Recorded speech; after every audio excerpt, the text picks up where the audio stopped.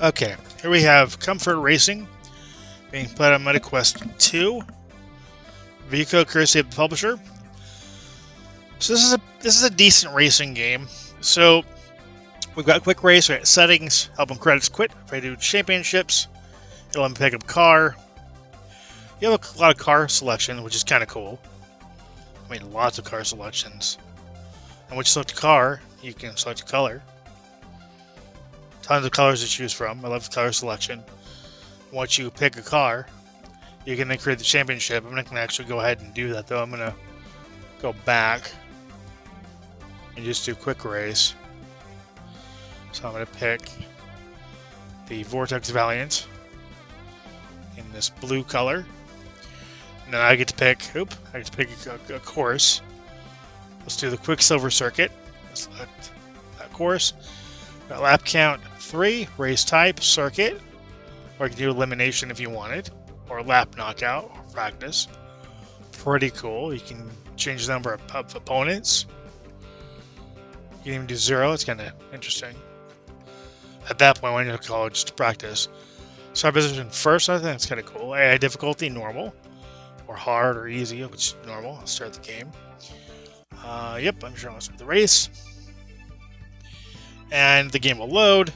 You'll start your race to your car. That will be transport in the car. Okay, so now there we go. Okay, so now I'm going to start the engine. Start button. And I'm going to start the race. I'll hold on to my steering wheel.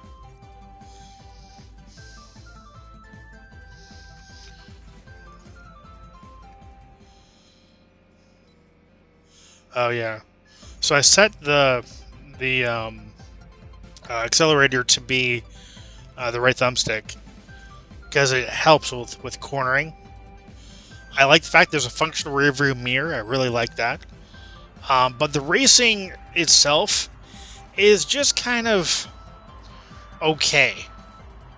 I mean, the music's cool. I like the music. Music's great. But the courses don't feel like they have a lot going for them. The AI is kind of clunky, it feels like. The controls are a little clunky. Even when setting the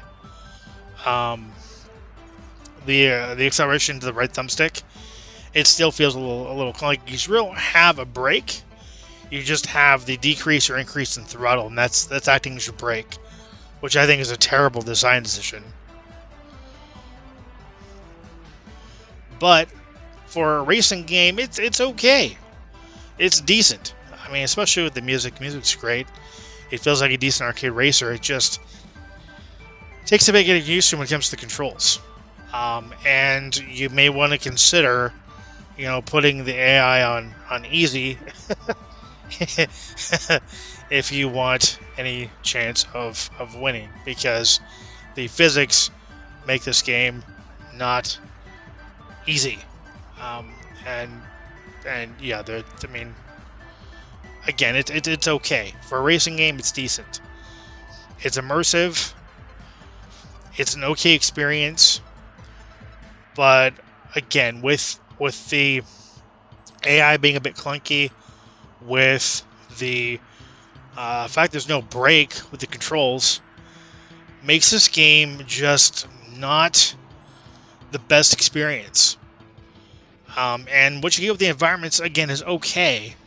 It just feels like it's a lot of reused assets for each track. There is not enough variation to the tracks for it to be, the be-all experience when it comes to VR racers.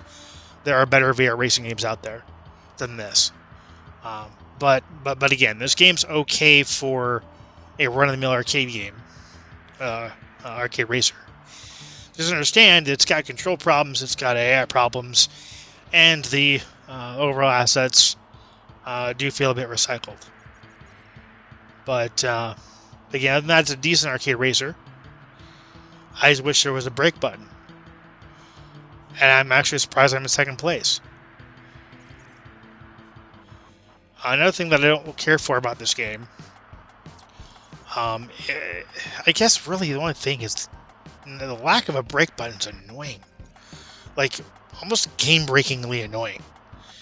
I mean, I'm having to lay off the accelerator only to, slowly come to a stop instead of actually braking. There's no brake.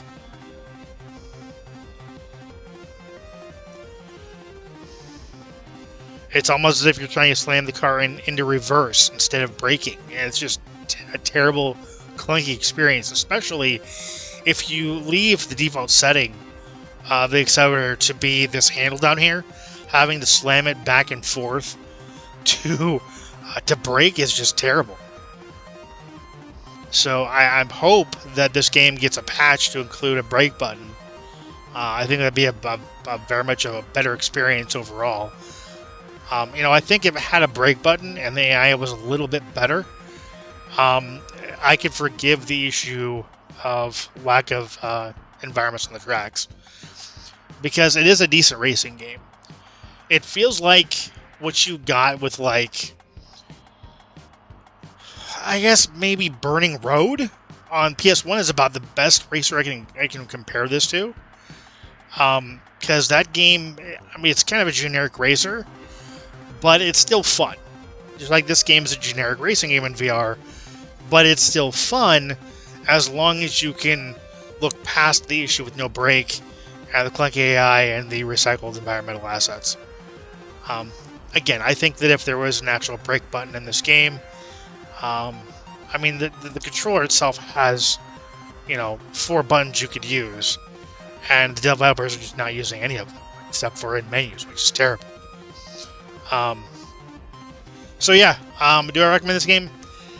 Sure, if you want my discount code, pick this game up. It's decent, or wait for it to be a little bit cheaper than it is, because it's a decent game for what it is. I appreciate for what it's trying to do. It just doesn't quite make it, if that makes sense. I do want to thank the publisher for the opportunity. I'm going to end the review here. Well, thank you for watching. Thank you for subscribing. As always, till next time. Take care and happy gaming.